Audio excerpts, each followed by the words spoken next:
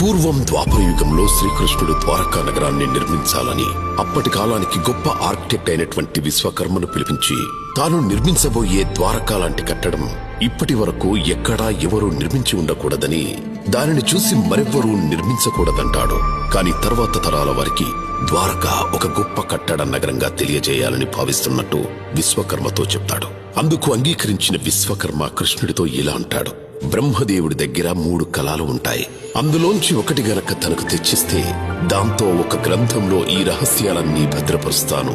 తరాలు మారినా రాసింది చిరిగిపోదు, యుగాలు మారినా ఆ గ్రంథం చిరిగిపోదని చెప్తాడు. అందరి తలరాతలు రాసే బ్రహ్మ దగ్గర మంచి, చెడు, ప్రేమ అనే 3 కళలు ఉంటాయి. మన పాప కర్మలను బట్టి మంచి, చెడు మాత్రమే వాడతాడు. ఒకరోజు తన కూతురికే రాయాల్సి రావడంతో అప్పటి వరకు ఎవరికోసం వాడని ప్రేమ అనే కలంతో రాస్తాడు. పెళ్లైన తర్వాత తన కూతురి రాత విధవగా వస్తుంది. ఎన్నిసార్లు రాసినా అదే వస్తుంది, కాని మారదు. దానికి కోపంతో ఊగిపోయిన బ్రహ్మ ఆ కలాన్ని విసిరి కొడతాడు. కృష్ణుడు దానిని తెచ్చి విశ్వకర్మకు అందిస్తాడు. తన పని ముగించిన విశ్వకర్మ ఈ గ్రంథం జాగ్రత్తగా ఉన్నన్ని రోజులు ఈ కలం దానికి కాపలగా ఉంటూ జ్ఞాన నిద్రలో ఉంటుందని, ఎవరైనా వారి స్వార్థాల కోసం ఆ గ్రంథం తెరవాలని చూస్తే ఈ కలం జ్ఞాన నిద్ర నుంచి మేల్కొని వారి తలరాతలు మార్చేస్తుందని కృష్ణుడికి మాటిస్తాడు విశ్వకర్మ.